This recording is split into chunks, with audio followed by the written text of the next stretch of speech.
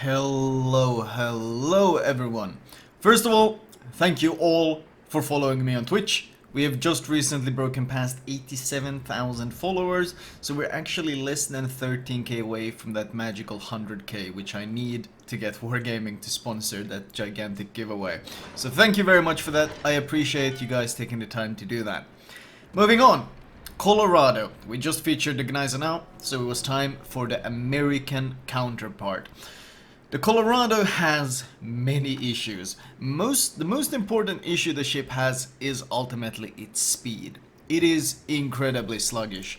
It's probably one of the slowest ships in the game. If you do even slight maneuvers, you lose significant amounts of speed. You see I'm actually going below 20 knots. Even though it's supposed to be faster than that, every time you turn you lose, or in any way maneuver, you see here, you lose so much speed. So in essence, you're actually traveling at below 20 knots most of the time. And it also handles fairly poorly. The rudder shift is very sluggish. The turning circle is good, 640 meters, it is excellent, but turning on a dime doesn't really matter too much when you're not really moving that much to begin with. In fact, in this game you might see I spawned on the north part of the map, and my entire team has decided to lemming train after me. Well, they kind of sailed past me at this point. And in a Colorado, you have no choice but to just accept this. In another battleship, I might turn around and I might try to delay, because I know if you give up A like my team is doing, the enemy team is going to be pushing through A, and we're gonna have people basically jumping our backs in a couple of minutes. So another faster battleship could go there and could kite and delay and basically stop them from accomplishing this. But in the Colorado, you stick with the team. You always stick with the team. Colorado doesn't have the luxury of going off alone. Colorado doesn't have the luxury of going on any adventures. It is too slow and gets caught out too easily. The other issue is that, well, it's the last of these heavy American dreadnoughts. It's the last ship of this type. You probably experienced this slow sluggishness with the New York, New Mexico, and then Colorado. And after this one you get access to the North Carolina, which plays quite differently and is much more comfortable. But the Colorado is the last ship where you are forced, you stick with the team or you die. And that's why actually positioning is highly important in this ship. You cannot be allowed to sit at the outlines of your team. You really want to be smack dab in the middle of your team at all times, because these are the ways that you are most sustainable. Because in terms of sustain, the ship is actually pretty good. Armor is dreadful. The armor is terrible. It's got that, I think 343mm Citadel armor, but it's got an all or nothing armor scheme, which is 25mm all across the board. And this of course means 25mm means the likes of Sinop, for example, easily overmatches your armor. Pretty much all battleships at tier 7 will overmatch your armor. I think the only exception is going to be the KGV, but he's going to be shooting HE anyway. The other downside of all this 25mm plating is of course, well, you get HE spammed easily. You get absolutely farmed by HE. And that's one of the reasons as well why you want to stay in the middle of your team. You want to be able to disengage to the safety of your team if someone starts HE spamming you. Because, once again, you're thick, you are a very thick, squat ship, you're slow, and you got a very thin armor against HE. All of this obviously means you're a really juicy target to farm for HE spammers. So, you really want to be careful that you don't get caught out. The likes of Atlanta, for example, catching you from... If the Atlanta is behind an island and you're caught in the open, the Atlanta can literally shred you, because you take so much HA damage and you have no real way of mitigating it. Fire prevention is absolute must-have on the Colorado, because you got American Damage Con, which has such a long cooldown. Well, that's the dreadful part. Oh, and worth noting is the acceleration lens thing is also really bad. So if you're doing what I'm doing here, reversing, then make sure that you can also accelerate away in time, because it's going to take some time for this ship to actually accelerate and get moving. My prophecy is becoming true, as you can see right here. My entire team has lemminged up north, and the enemy team, of course, reacting to this, is pushing into our backs. And I'm gonna have to be the rear guard. We'll have to slow them down and somehow defend this. You saw that huge chunk? That was Gneisenau, basically overmatching me from behind. At this point I realize I can't afford to reverse anymore. We need to start moving, and once again, we need to start staying with the team. Anyway, that was all the terrible, really terrible things about this ship. The upsides. The guns are actually pretty damn good. In fact, looking at the damage, we've already racked up 86,000 damage. And these guns are good. 406mm guns, which means you overmatch 27mm of plating, which means you overmatch pretty much all the BBs, you overmatch all the cruisers, even higher tier cruisers you can punish. So and the accuracy is fairly good on them as well. So if you're aiming well, in general, the rewards, as you can see, can be quite consistent. So it is a good gun platform. It also has, on the higher hull, it also has pretty good AA as well. Now AA in general has been nerfed pretty heavily, but in general, planes will rather pick on other targets than pick on you. The range is pretty damn good at 18.8 as well, and you get access to the spotter plane if need be to even increase it further. Other things worth noting is that the heal is actually much better than the normal heal. And this is kind of to offset the fact that, well, it's a very, very squishy ship. The heal actually heals 0.65% of your maximum hit points per second. Normal heals is 0.5, so this is 0.65, so a pretty significant advantage in terms of effectiveness. The issue is, of course, making use of this. Making use of this heal is the hard part, because it's a long cooldown, you have to wait for it to be useful again. So what you want to do is, if you can, utilize the terrain, as I'm doing here. I'm trying to ping my team to, you know, help me out a bit. Like, do they not see that I'm basically trying to keep the entire enemy team from flanking at them? They're just tunnel visioning on the ships in the north instead of paying attention to what's coming from behind. Still though, if you can, utilize terrain like this. Go behind islands, use that tight turning circle, and in general the pretty small size of the ship. Even though I said it's thick, in terms of length, it is a pretty short battleship. So you can squeeze in behind these islands, you can get into line of sight cover, and there are ways you can disengage and survive for longer. And especially on these maps, that generally these mid-tier maps tend to have a fair bit of island cover that you can utilize. Don't be afraid to use it. You're gonna need it in the Colorado to survive long enough to get the value out of it. I'm trying to stop behind the island because, once again, I want to utilize this cover as much as possible to survive. The secondaries on the ship are okay. And actually, well, they're not really that good. I think even the Nagata might have better, and of course the Gneisenau has significantly better. It makes for a decent brawler because it's got good firing angles. You can see how well I can angle and shoot at the same time, and of course the guns hit hard and they got good accuracy.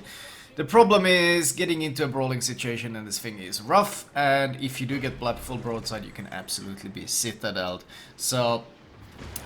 In general, you probably want to be playing this as a mid-range ship, and mid to long-range ship more than right close up into them. There are situations where brawling will favor you, but most of the time you become too vulnerable the second you split off from your team. You just become too vulnerable. And when you can pull off things like that from range, there's not really much reason to close the distance either. Note how I'm continually trying to move my team. I'm continually trying to stick with basically the blob. And that's just something you have to do, something you have to accept. Colorado is one of the most punishing ships to positioning because Colorado is so slow that if you notice at some point, oh crap, I've mispositioned in most of the other battleships, you have time to correct this issue. You have time to reposition, you have time to catch up. In the Colorado, if you find yourself being left behind and mispositioned, there is no time to catch up. Everyone else is faster than you. So if you're positioned badly now and your team is moving away from you, a couple minutes later you're going to be even in an even worse position. So this is one of the most actually punishing ships because of that. Because at tier 5 and tier 6 the issue isn't that big because everyone else is kind of slow as well. At tier 7 most of the other ships start picking up a lot of speed. You get the likes of Gneisenau, which I just featured, which can do 32 knots, and you're stuck in a Colorado doing what, 22 with a speed flag? The difference is obviously dreadful. And if you get up tiered into tier 8, well, everyone else is pushing 30 knots. And once again, you're stuck there with your 22 knots, being easily hunted down, easily killed by pretty much all of them. So it is a rough ship. Absolutely, it's a rough ship. They've played around with it a bit, they've nerfed the Sigma, then they buffed the Sigma again, and they've given it more health, which was very much needed. But ultimately, it doesn't mean that it's anywhere near as comfortable to play it as, for example, the Sinop. The Sinop has the good turret angles, it got amazing speed, great gun penetration. I mean, the Sinop it's in the name, it's OP. But Colorado can still work. Colorado can still work, as seen in this game. We have managed to do a fair bit. We have gotten the 2 damage rewards, which is Confederate and High Caliber, and we've managed to tank a fair bit, 1.2 million, and basically absorb some of the hits as they push into us. But in general, it is a challenge. Colorado has been a challenge, Colorado will always be a challenge. It is worth it though, because after this you get access to North Carolina, which is an amazing ship. One more thing worth mentioning is of course that shell velocity is quite slow. I think it's something like 762 for the AP, or is it 768 meters per second. So you get used to taking a lot of lead on these guns, but it's worth it. They hit hard, good dispersion, and even though the reload is slow and the turret reverse, another reason by the way why this ship doesn't really make the best brawler, even though the turning circle is so good, the turret reverse is 45 seconds, which is pretty rough. I'm blind firing because I was spotted, so I know the Fiji has to have reverse. Note that we're still behind on points, and we have some ships extremely close to death, so at this point I'm gonna turn around and I'm gonna try to push this Nagato and the York. Push in the Colorado is of course very debatable. In fact, I think I should have turned around and pushed a bit more aggressively, but I wanted to be able to support the south as well as the north, so I was a bit worried about overextending.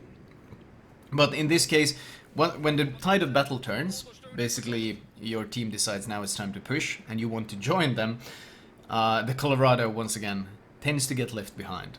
And that is the issue with the speed. One thing I do want to mention though is never try to avoid fully stopping in the ship. It's something I see Colorados do pretty often, is they full stop, and you obviously can full stop, but you need to do it when you're absolutely guaranteed that it's 100% safe. Because unlike most battleships, a full stop in the Colorado is a huge risk, because the thing is so damn slow at getting started again. The power to weight ratio is just dreadful on it, and it takes a really long time to get this hulking behemoth moving. So Colorado, even though you'd think slow squat BB would be easy to play, is actually one of the more challenging battleships in the game. Luckily, the overmatch is there, which gives it a lot of punching power.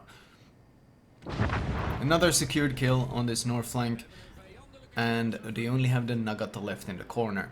Note that the Nagato, even though it has a lot more health than the Colorado, might actually even be a squishier ship than the Colorado. And note that you can of course overmatch every part of his armor basically, besides his citadel if it's angled, so you don't need to care if he angles nose in or whatever. You just punch straight through everything he has, provided you can hit him.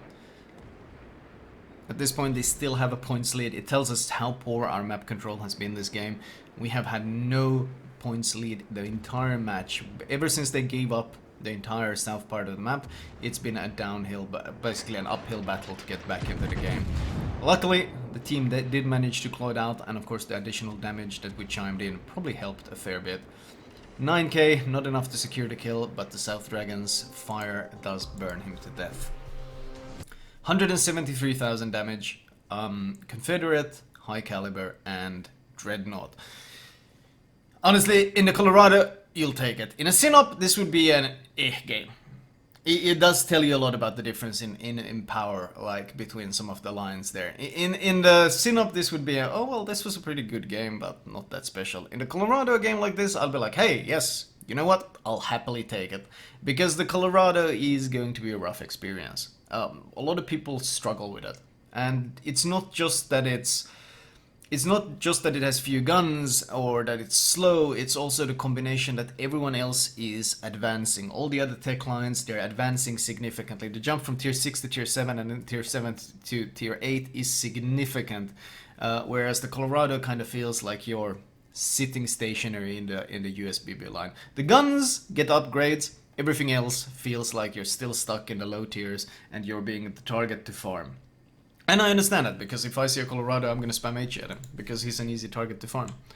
Team score, 2,440. I'll take it. Mostly tier 7. Actually, I think this was an absolutely full... Oh yeah, that's why I featured this game. Because this was a full tier 7 match. Everyone was equal. No up tier, no down tier. This is... Everyone is tier 7. So that's probably why I picked this game in particular. No carrier, of course, but then carrier isn't the biggest issue to Colorado. It's obviously an issue, but it's not the biggest because, as I said, the AA suit on this ship is pretty good, especially if you got the fully upgraded hull. Detail report-wise, 57 hits, 212 shells fired. Across the board, the average damage per shell tends to be really good in this ship. Mostly because the overmatch and the penetration is good, which means, well, your penetration is basically, I think it's among the top layer of all tier 7 BBs. Actually, let me double check it. I think the only ones that beat you is the Colorado and, the Ashitaka and the Nagata. But other than that, Colorado is right behind them, outpacing all the other battleships in penetration. So, once again, you give up guns, you only have 8 of them, but the 8 that you have hit very, very hard. Even at you almost, the Nagata has 497 millimeters pen at 15 kilometers, the Colorado has 484. In comparison, something like the Hood has 365. So obviously there is a very large discrepancy between the penetration capabilities of the tier 7 battleships. Anyway, let me show you guys my recommended build for this ship. Right, as usual, let me start with the modules. Now, it used to be a B and a C hull. These days there is only a B hull. I highly recommend you get the B hull as soon as possible. It gives you a huge chunk of health. We're talking 20% more health just for getting it, which of course means a lot more to heal as well, because heal is percentage based. So this greatly enhances your survivability. Followed by, it also gives you rudder shift and it gives you AA defense. Once you have the hull, then you get the speed upgrade. Trust me, it might not seem like much, but in the Colorado, you want any speed you can take, you absolutely want. It is so damn slow and sluggish. Finally, followed up with range mod, because Colorado's strength is its good range, so make use of it. Premium damage control, don't skimp out on this. Premium repair party, don't skimp out on this either. Colorado's survivability is an issue, try to enhance it as best as you can. Upgrade wise, secondary survival, because honestly these turrets are very, very juicy. They are tanky turrets, you will not lose these pretty much ever, and the AA on the ship is fantastic, so I choose to enhance it. Additional tankiness, better AA, as I mentioned. The AA on the ship is one of its strengths, so just enhance it even further. It might not seem that impressive, but it adds up quite quickly, and especially tier 6 carriers will want to avoid striking you. Once again, enhance the survivability. And finally, damage control system. I don't like the rudder shift, mostly because everyone wants to spam HE on this ship, because, well, 25, 25, 25, 25. Everything is 25.